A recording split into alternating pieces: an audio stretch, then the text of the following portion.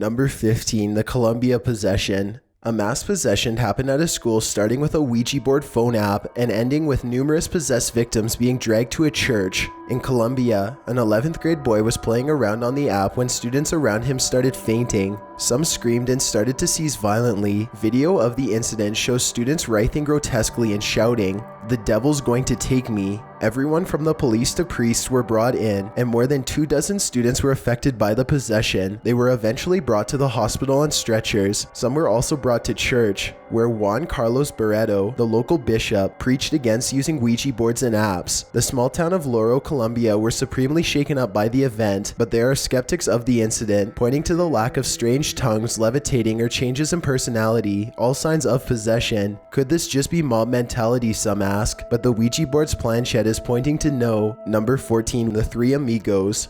After playing around with a Ouija board in the village of San Juan Tuatetanco in Mexico, 3 Americans were hospitalized for symptoms of possession. Alexandra, her brother Sergio, and their cousin Fernando were only a couple minutes into playing around with the board when a trance-like state came over all 3. Alexandra started to growl like a demon and thrash around. Fernando and Sergio were also affected, showing signs of hallucination, deafness, and blindness. After a local Catholic priest was called in to perform an emergency exorcism, but refused since the trio didn't go to church, paramedics were called. They restrained Alexandra so she wouldn't hurt herself or others. The director of public safety in a town nearby said that the trio's medical rescue was complicated. They had involuntary movements, and it was difficult to transfer them to the nearest hospital because they were so erratic. Victor de Misa said, "They spoke of feeling numbness, double vision, blindness, deafness, hallucinations, muscle spasms, and difficulty swallowing." The evil spirits that possessed the trio sent them to a hospital where they were treated with eye drops, stress meds, and painkillers.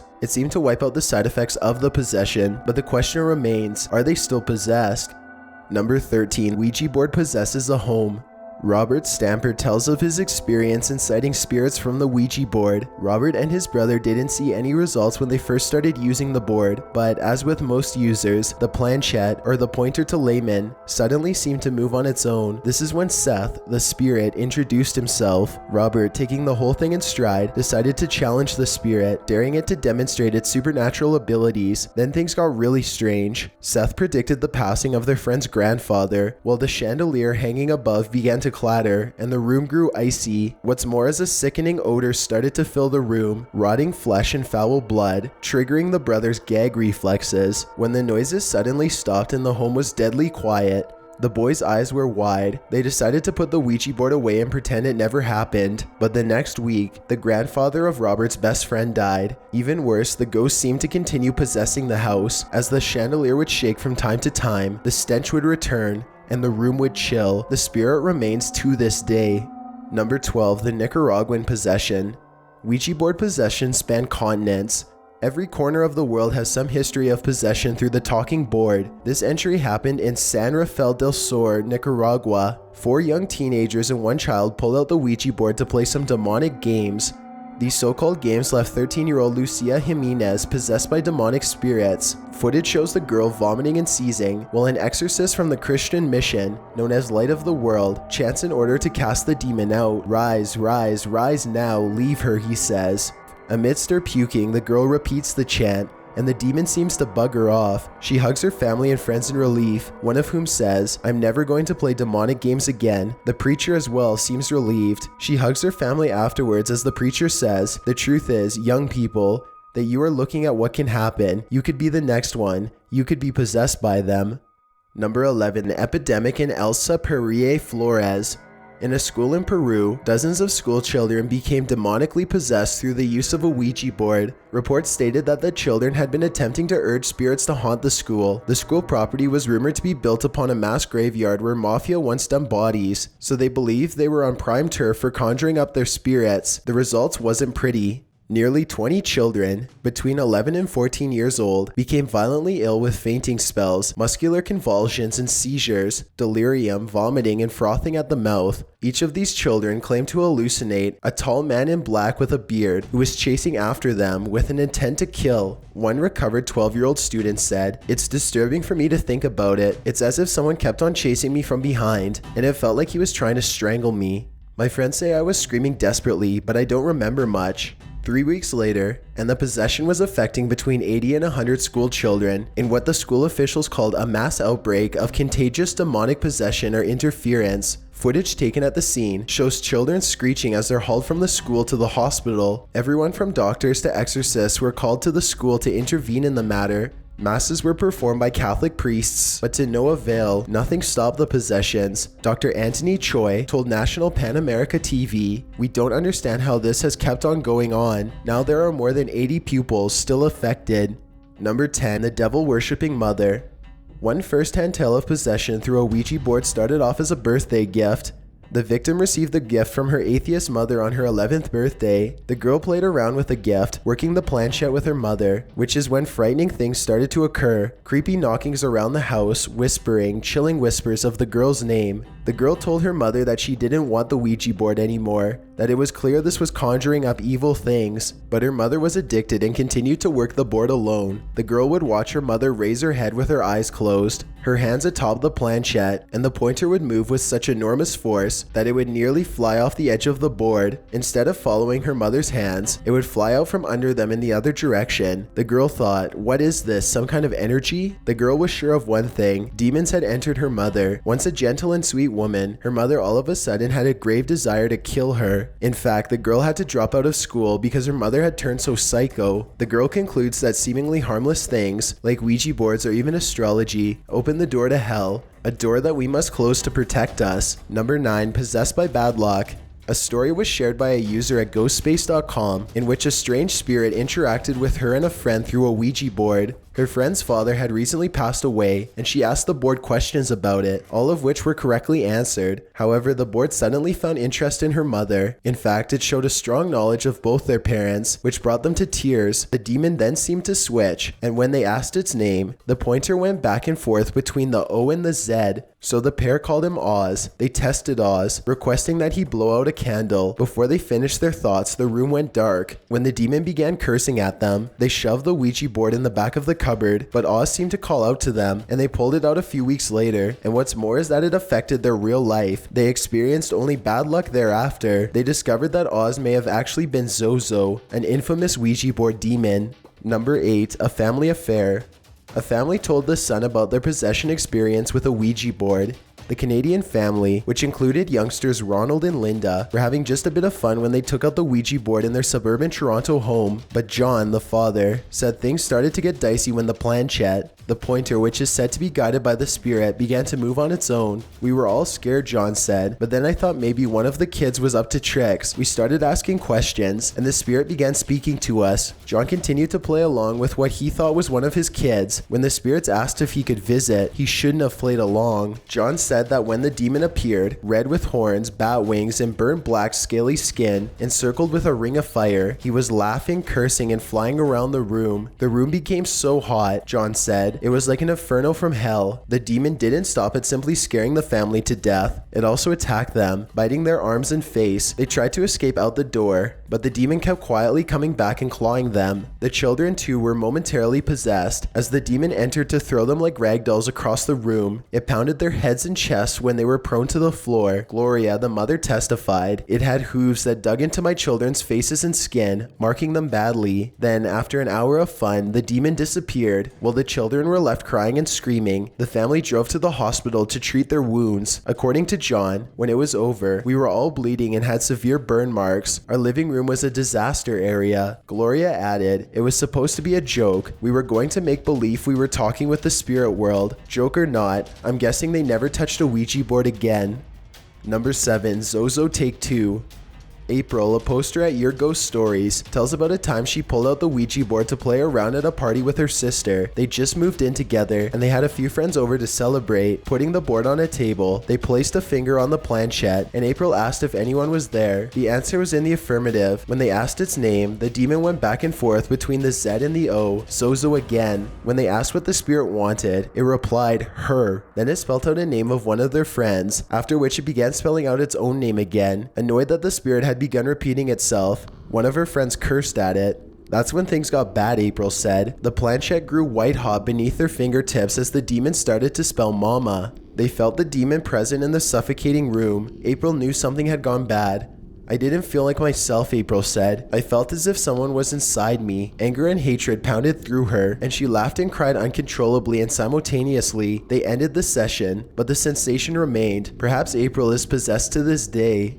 Number 6. Belial, Malphus, and Legion. Danielle was just a religious teenage girl when she decided to dabble in the dark arts. At her home in Winnipeg, Canada, she rebelled against her Springs church and delved into demonology. It wasn't over time, but straight away that her Christian devotion was channeled into devil worship. In her yearning to summon a demon, she wasn't receiving the evidential proof that she wanted, so she bought a Ouija board, and in April 2011, she had the following conversation with what she calls her guardian demon. First, she asked if there was anyone in the room who wanted to speak with her. She got a yes from the Ouija board. Next, she asked if it was a good or bad spirit. The answer was the latter, bad. Danielle then asked the spirit if it would harm her or anyone else. The spirit teased her maliciously, maybe. The Ouija board then revealed that there were actually 3 spirits in the room. Their names, Belial, Malphus, and Legion. Danielle thought she was controlling the board, and her imagination had made the whole thing up, but just as she was about to quit, a loud hissing shushed through the room. It continued until her friend Katrina arrived. She told her friend, and they decided to go to the church youth ministry. All the while, Danielle was witnessing orange auras all around her. When they arrived at the church, time lapsed, and all Danielle can remember is waking during the Christ session, feeling as though she was being choked and something was being driven out of her. People were all around her, but she continued to choke. Danielle was taken into isolation, where she felt a rush of energy, in which she was battling the orange aura. Finally, Danielle screamed, "Get out of me," as she returned to consciousness, and the demon listened. Her choking ceased momentarily. Remember, there were 3 demons. Once the priest began reading the Bible, Danielle felt the orange aura inhabit her again. Time lapsed. During this time lapse, Danielle doesn't remember what happened, but she has a recording of The Exorcist. I'm here to help. All evil fantasies of the foul fiend. What's happening? What's happening? Danielle?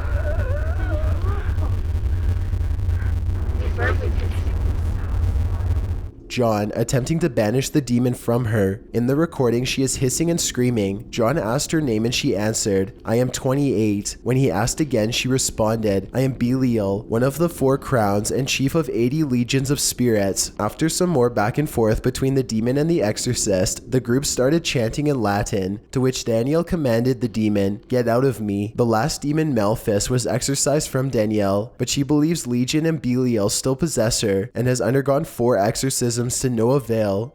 Number 5. Zozo strikes again. The Zozo demon persists. This time, it was called up by 2 girls having a sleepover. In the red candle glow, the girls sat over the Ouija board, cold planchette beneath their fingertips. The spirit they were talking with introduced itself as Zozo. In an instant, one of the girls said she had a horrible migraine. They went to bed, but that night when she woke up, she found that her friend had disappeared. Suddenly, she heard her shout, "Red," from somewhere within the house. It turns out the girl, who didn't have a history of sleepwalking, had wandered into her sister's room, talking gibberish and screaming, "Red." When she left the room, they couldn't find her. A search party spread throughout the house, room to room. She was nowhere to be found. Finally, the girl discovered her in her own room, sound asleep. To this day, they aren't sure if it was just a random sleepwalking incident or a possession. Number 4. I knew it was true.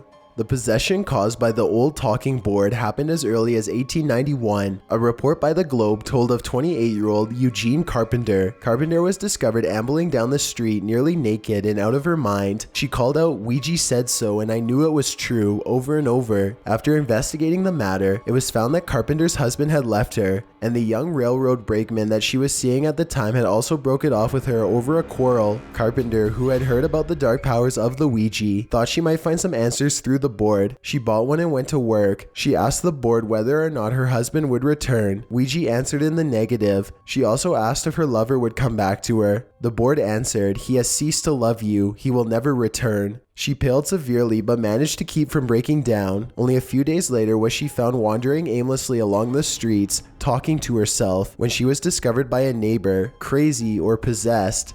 Number 3. 4th time's a charm.